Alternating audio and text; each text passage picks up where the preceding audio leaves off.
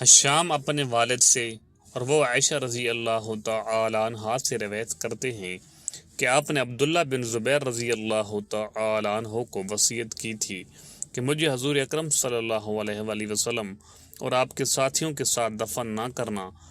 بلکہ میری دوسری سوکنوں کے ساتھ بقیع غرقد میں مجھے دفن کرنا۔ میں یہ نہیں چاہتی کہ ان کے ساتھ میری بھی تعریف ہوا کرے۔ صحیح بخاری حدیث نمبر 1391۔ عمر بن میمون عودی نے بیان کیا کہ میری موجودگی میں حضرت عمر بن خطاب رضی اللہ تعالی عنہ نے عبداللہ بن عمر رضی اللہ تعالی عنہ سے فرمایا کہ اے عبداللہ، ام المومنین حضرت عائشہ رضی اللہ تعالی عنہ کی خدمت میں جا اور کہے کہ عمر بن خطاب نے آپ کو سلام کہا ہے، اور پھر ان سے معلوم کرنا کہ کیا مجھے میرے دونوں ساتھیوں کے ساتھ دفن ہونے کی آپ کی طرف سے اجازت مل سکتی ہے۔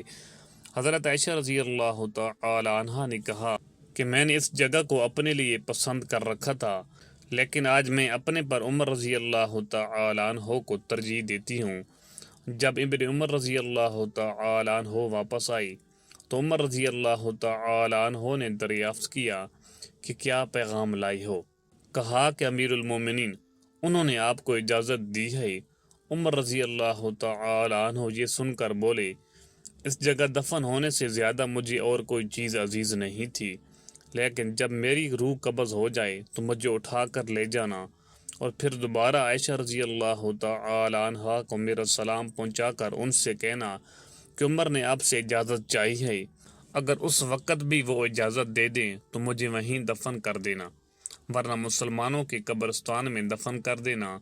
میں ثمر خلافت کا ان چند صحابہ سے زیادہ اور کسی کو مستحق نہیں سمجھتا جن سے رسول اللہ صلی اللہ علیہ وآلہ وسلم اپنی وفات کے وقت تک خوش اور راضی رہے۔ وہ حضرات میرے بعد جسے بھی خلیفہ بنائیں، خلیفہ وہی ہوگا، اور تمہارے لیے ضروری ہے کہ تم اپنے خلیفہ کی باتیں توجہ سے سنو اور اس کی اطاعت کرو۔ آپ نے اس موقع پر حضرت عثمان، علی، طلحہ، زبیر، عبد الرحمن بن عوف اور سعد بن ابی وقاص رضی اللہ تعالی عنہ کے نام لیے۔ اتنے میں ایک انصاری نوجوان داخل ہوا اور کہا کہ اے امیر المومنین، آپ کو بشارت ہو اللہ عز و جل کی طرف سے، آپ کا اسلام میں پہلے داخل ہونے کی وجہ سے جو مرتبہ تھا وہ آپ کو معلوم ہے۔ پھر جب آپ خلیفہ ہوئے تو آپ نے انصاف کیا، پھر آپ نے شہادت پائی۔ حضرت عمر رضی اللہ تعالی عنہ بولے، میرے بھائی کے بیٹے، کاش ان کی وجہ سے میں برابر چھوٹ جاؤں، نہ مجھے کوئی عذاب ہو اور نہ کوئی ثواب۔ ہاں، میں اپنے بعد آنے والے خلیفہ کو وصیت کرتا ہوں کہ وہ مہاجرین اولین کے ساتھ اچھا برتاؤ رکھے، ان کے حقوق پہچانے اور ان کی عزت کی حفاظت کرے، اور میں اسے انصار کے بارے میں بھی اچھا برتاؤ رکھنے کی وصیت کرتا ہوں۔ یہ وہ لوگ ہیں جنہوں نے ایمان والوں کو اپنے گھروں میں جگہ دی۔ میری وصیت ہے کہ ان کے اچھے لوگوں کے ساتھ بھلائی کی جائے، اور ان میں جو برے ہوں ان سے درگزر کیا جائے، اور میں ہونے والے خلیفہ کو وصیت کرتا ہوں اس ذمہ داری کو پورا کرنے کی جو اللہ اور رسول کی ذمہ داری ہے، یعنی غیر مسلموں کی جو اسلامی حکومت کے تحت زندگی گزارتے ہیں، کہ ان سے کیے گئے وعدوں کو پورا کیا جائے، انہیں بچا کر لڑایا جائے، اور طاقت سے زیادہ ان پر کوئی بار نہ ڈالا جائے۔ صحیح بخاری حدیث نمبر 1392۔ مجاہد نے بیان کیا اور ان سے ام المومنین عائشہ رضی اللہ تعالی عنہا نے کہ نبی کریم صلی اللہ علیہ وآلہ وسلم نے فرمایا، مردوں کو برا نہ کہو، کیونکہ انہوں نے جیسا عمل کیا اس کا بدلہ پا لیا۔ اس روایت کے مطابق علی بن جاد، محمد بن عرورہ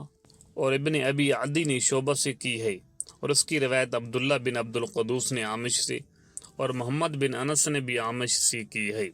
صحیح بخاری حدیث نمبر 1393۔ عمر بن حفص نے بیان کیا، انہوں نے کہا مجھ سے میرے باپ نے بیان کیا عامش سے، انہوں نے کہا مجھ سے عمر بن عمرہ نے بیان کیا، ان سے سعید بن جبیر نے، اور ان سے ابن عباس رضی اللہ تعالی عنہ نے بیان کیا کہ ابو لہب نے نبی کریم صلی اللہ علیہ وآلہ وسلم سے کہا کہ سارے دن تجھ پر بربادی ہو۔ اس پر یہ آیت اتری، تبت یدا ابی لہب وتب، یعنی ٹوٹ گئے ہاتھ ابو لہب کے اور وہ خود ہی برباد ہو گیا۔ صحیح بخاری حدیث نمبر 1394۔